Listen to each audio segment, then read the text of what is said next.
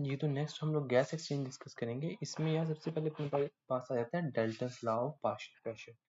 तो ये बहुत ही सिंपल सा लॉ है कि आप लोग समझ लें कि लेट्स सपोज अगर हमारे पास कोई एक कंटेनर है और मैं कहता हूँ कि इसके अंदर जो गैस के मॉलिक्यूल्स हैं ना 100 गैस के मॉलिक्यूल्स हैं, ठीक है। और मैं आपको कहता हूँ कि यार ये हम कह लेते हैं कि 1 atm प्रेशर जनरेट कर रहे हैं, ठीक है।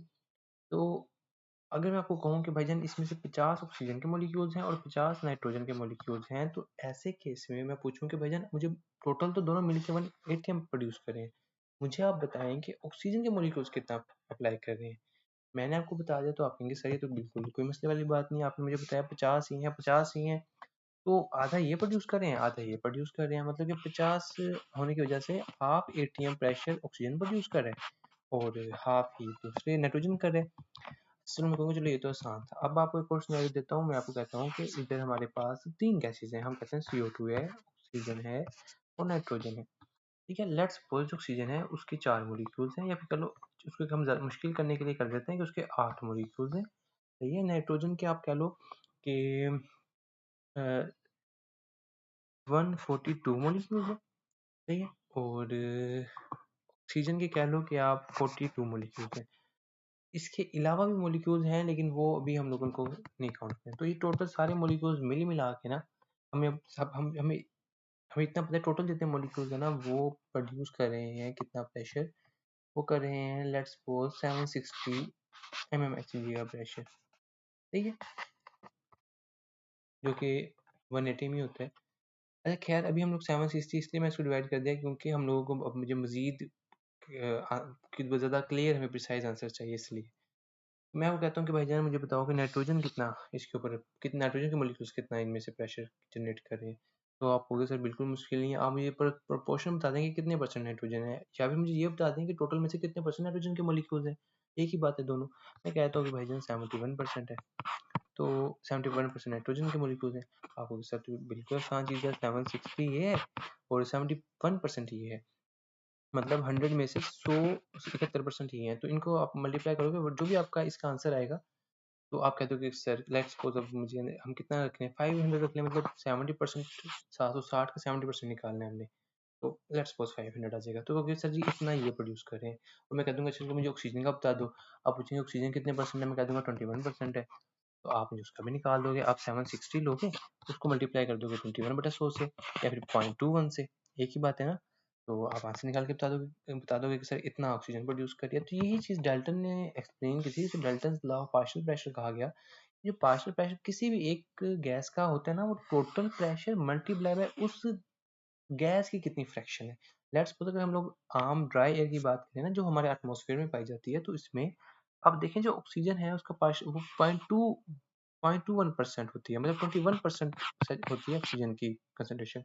और एटमॉस्फेरिक प्रेशर जो 1 atm होता है उसमें वो कहता है कि वो 1 atm प्रेशर जो कितना होता है 760 mmHg के बराबर। तो ये हमें पता चल गया, तो 760 mmHg आ गया, ये आपने किया, ये आंसर आ गया।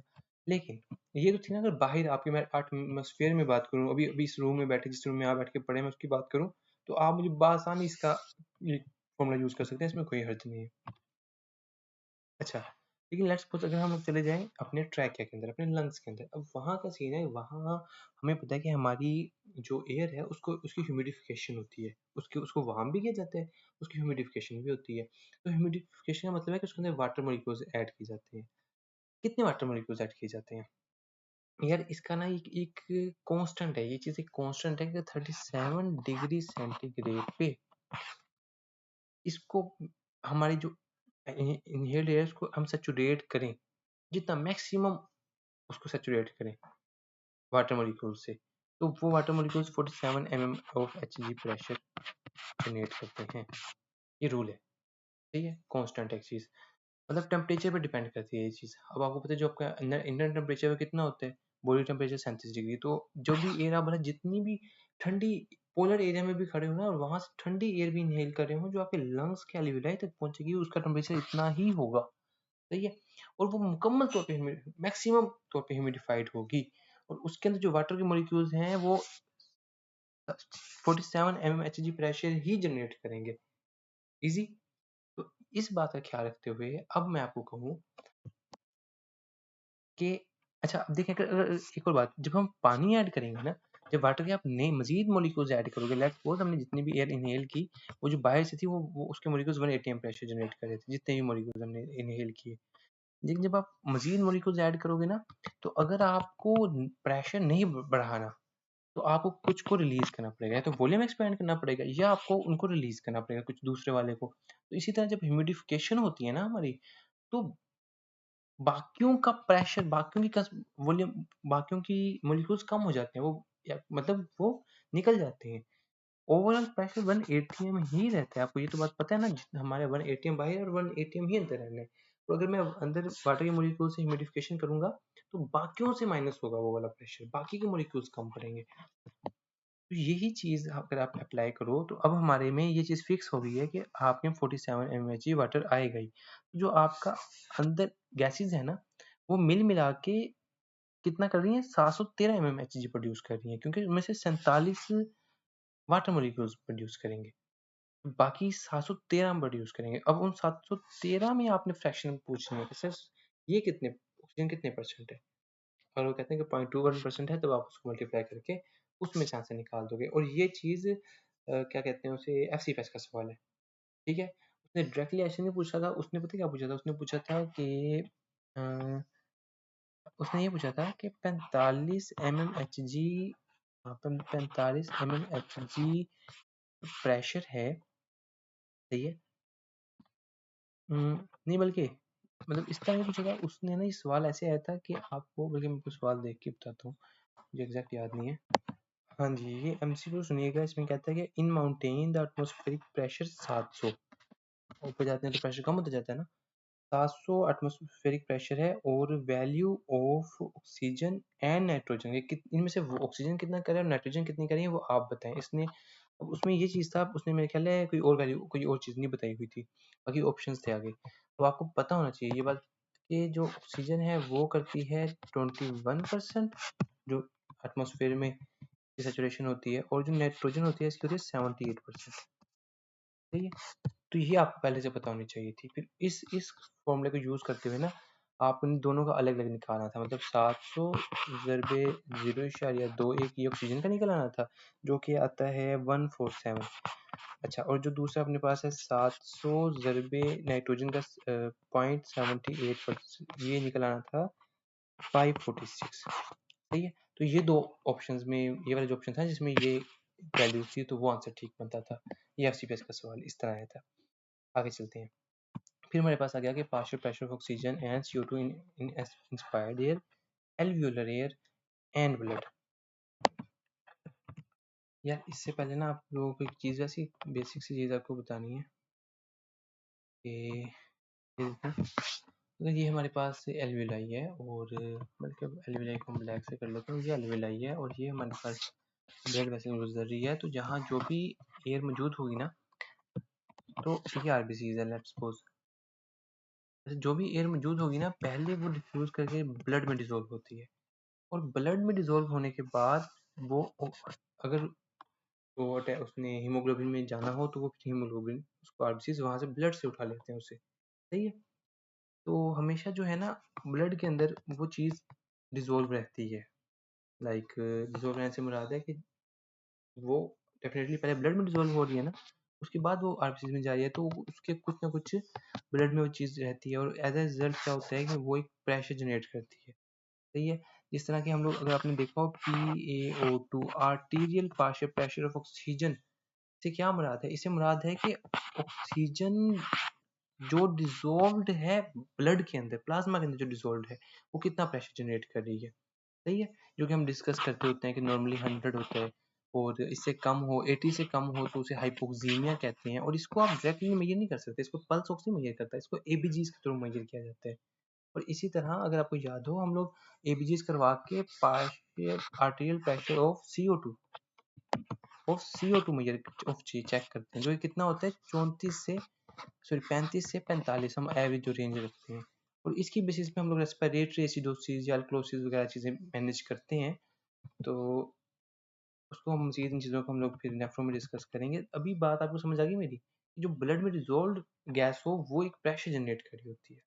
अब हर गैस की ना एक अपनी कैपेबिलिटी है ये प्रेशर जनरेट करने की, उसे कहते हैं solubility coefficient of that gas in blood. For example solubility coefficient of oxygen अगर मैं बात करूं ब्लड में तो वो ये है कि 0.003 है, 3 ml, ठीक है, ऑक्सीजन पर 100 ml ओवर ml।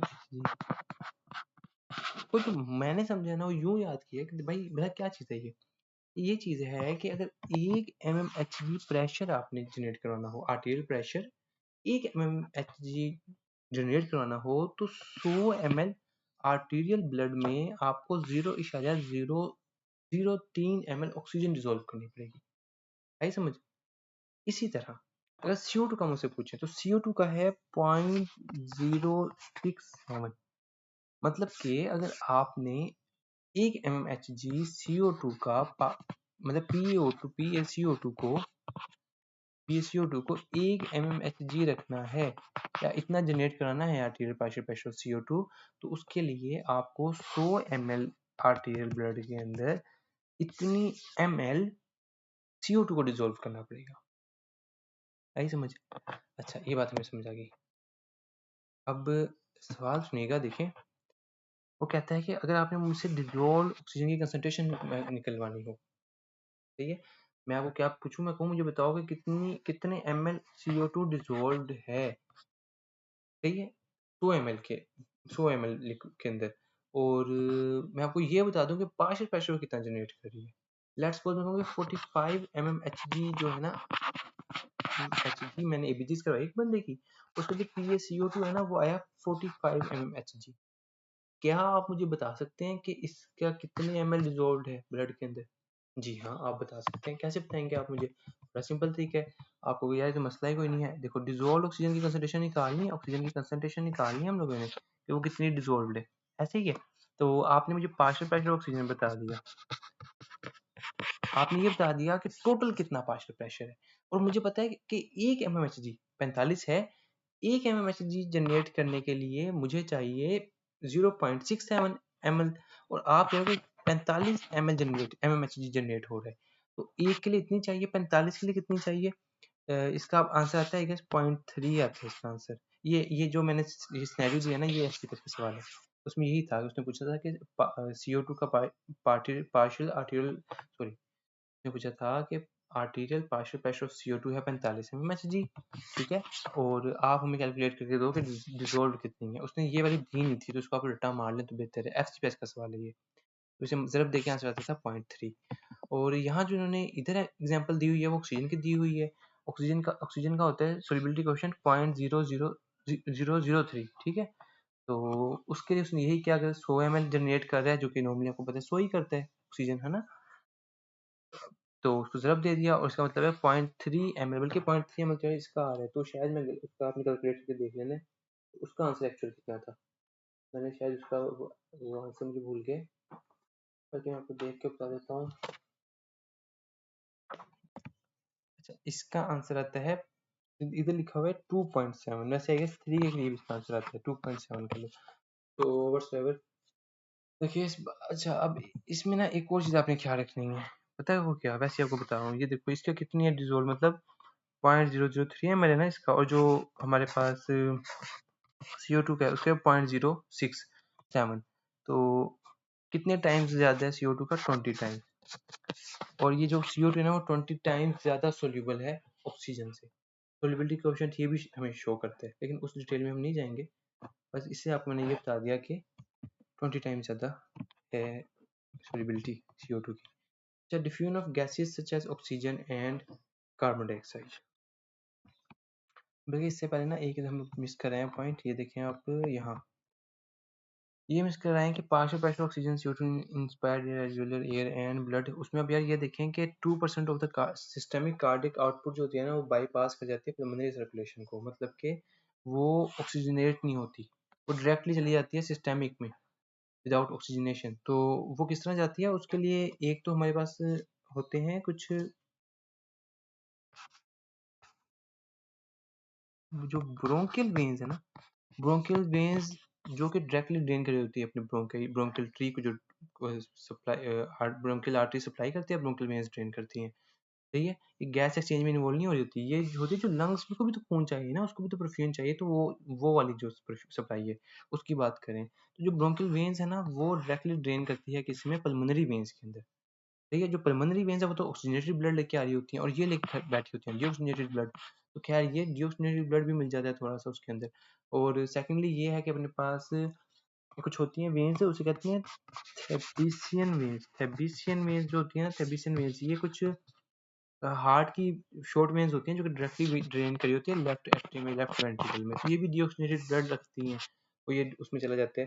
तो खैर इस तरह जो लंग्स में से सैचुरेशन होके आई होती है ना, अगर आप लंग्स में से जो कैपिलरीज में सैचुरेशन हुई है ब्लड की, अगर आप उसी को अगर आर्टीरियल ब्लड में देखो ना, सैंपलिंग करो, तो आप देखोगे कि यार थोड़ी सी सैचुरेशन कम है, थोड़ी सी डीऑक्सीजनेशन जरा हुई है, तो उसकी वजह यही होती है कि ये वाला ब्लड भी ना साथ में ऐड हो रहा होता है, तो 2% ब्लड ऐड हो रहा होता है। तो इस वजह से जो जो आर्टीरियल ब्लड की है ना पार्शियल प्रेशर ऑक्सीजन का, वो कम होता है एल्वियोलर एयर से। सही है, उसकी जब आप तस्वीरें इसमें हम लोग तस्वीरें तो पता नहीं कहाँ यहाँ लिखी हुई हैं, इसे देख लेते हैं जो इस टॉपिक से रिलेटेड है। देखो भाईजान, ऑक्सीजन और पार्शियल प्रेशर ऑफ CO2 की बात करें, कहाँ पहले तो ड्राई इंस्पायर्ड एयर के अंदर। इंस्पायर्ड में हमारी जो हवा में जो होती है वो 160 mmHg का प्रेशर बनाती है और CO2 ना होने के बराबर होती है, वैसे 0.04 होती है लेकिन ना होने के बराबर है इसका, इसलिए इसको 0 रखा हुआ है। बाकी अपने पास आ गया, जब इसको ह्यूमिडिफाई कर देते हैं तो आपको मैंने बताया कि थोड़ा सा पोर्शन इनके पास चले जाता है, वाटर के पास चला जाता है, तो ये 150 हो जाती है और ये 0 ही रहती है। अच्छा, एल्वियोलर एयर जब जब एल्वियोलाई तक पहुंचती है ना, अब एल्वियोलाई में क्या होता है कि देखिए, बस ब्रोंक्यूल्स तक इतनी ही थी, 150 ही था प्रेशर, लेकिन अब हुआ ये कि जब वो पहुंची ना एल्वियोलाई तक, तो यहाँ क्या होता है, एल्वियोलाई में होता है गैस एक्सचेंज, ऐसे ही है। अब यहाँ वो कितना लेके आई थी, 150 लेके आई थी, लेकिन यहाँ क्या हुआ, गैस एक्सचेंज हो गया। और ब्लड कितना लेके आ रहा था, ब्लड लेके आ रहा था 40 mmHg लेके आ रहा था। यूटिलाइजेशन के बाद ना ये अपने पास आ रहा है आर्टीरियल ब्लड, जो पल्मोनरी ब्लड है जो कि डीऑक्सीजनेटेड होता है, वो आ रहा था। यहाँ क्या हुआ कि यहाँ गैस एक्सचेंज हुआ, एज अ रिजल्ट यहाँ भी 100 हो गया और यहाँ भी 100 हो गया गैस एक्सचेंज की वजह से। तो इस वजह से एल्वियोलाई में कितना होता है, 100। और वो पूछेगा आपसे कैपिलरीज में या फिर पल्मोनरी कैपिलरीज कह देगा, तो उसमें कितना होता है, 100। लेकिन अब जब यही वेसल आगे जाके आप ब्रेकियल आर्टरी में चेक करोगे, ब्रेकियल आर्टरी में अभी इसने किसी को भी लेट्स सपोज मतलब इसने ब्लड ने कहीं भी सप्लाई नहीं किया, ये इसके बाद सीधा इसने हार्ट में जाना है और हार्ट ने से पंप कर देना है वेसल्स में, ऐसे ही करना है ना, क्रोनी वेसल्स में भी करेगा, लेकिन हर वेसल में नया ही खून जाएगा।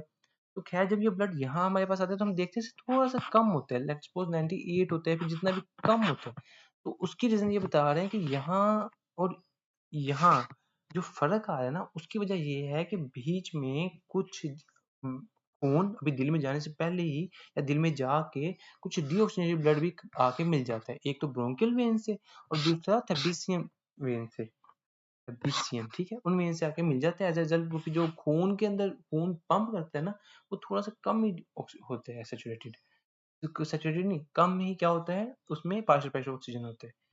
सही है, ये बात समझ आ गई आपको। और सेम गोज फॉर CO2, तो इसको समझना बहुत आसान हो जाएगा। एल्वियोलर में कितना है, जितना आर्टेरियल ब्लड में, ऑलमोस्ट ऑलमोस्ट, ठीक है। और और जो वीनस ब्लड में कितना आ रहा था, 40। इस 40 को ऑक्सीजनेट करके 100 किया हमारे लंग्स ने, ठीक है। इसी तरह ये देखो, अब एल्वियोलाई अगर हम लोग उसकी बात करें, क्या कहते हैं इसकी, CO2 की बात करें, तो CO2 में भी सेम चीज है।